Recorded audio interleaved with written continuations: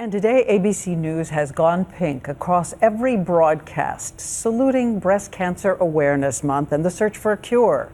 But tonight, we're also asking about prevention, specifically which women get the least breast cancer and why. ABC's chief medical editor, Dr. Richard Besser, brings us the answer. Ask Mao Shi-Ying in the Chinese countryside. A perfect example of what can happen if you eliminate breast cancer risks. I have heard of breast cancer, but I don't know anyone who's ever had it. Not in her village or in any village she knows. Rural Chinese women like Mao have the lowest rates in the world. She eats mostly rice and vegetables, little meat, little fat, which lowers her risk. A healthy weight and exercise lower it more. And heaven knows her days are filled with exercise. We are working all the time and we sweat every day. That's why we're so healthy. We sweat so much. Add this, Mao had a child before she was 30 and she breastfed. Both protect her from breast cancer. So here's what it looks like to have the lowest risk in the world. But if Chinese women like Mao move to the United States, studies show that within a generation, her daughters would have the same risk as an American woman, the highest risk in the world. Another population has an intriguing and more mysterious protection. Debbie Deo Howe has it. It's because she's blind from birth.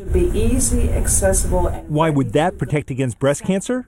Because no light has ever reached her retina, her sleep hormone melatonin is incredibly regular in its cycle.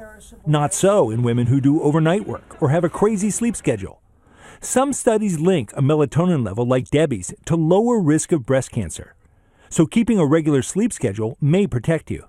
Two populations that raise hope that prevention really is possible, that every woman can lower her risk. And there's another source of hope, a vaccine. Yes, scientists are at work on vaccines against breast cancer. They're being tested here at Walter Reed Medical Center, part of an international trial, giving experimental breast cancer vaccines to women who are already survivors. What have you seen so far? From our early studies, we really observed that they cut the recurrence risk in half. In half. It works like any vaccine works, delivering a small protein found in cancers so the immune system can learn to respond to it and kill off cancer cells. If this works, the hope is to eventually come up with a vaccine to prevent breast cancer in the first place. Some people might say a vaccine to prevent cancer is a pipe dream. Do you agree?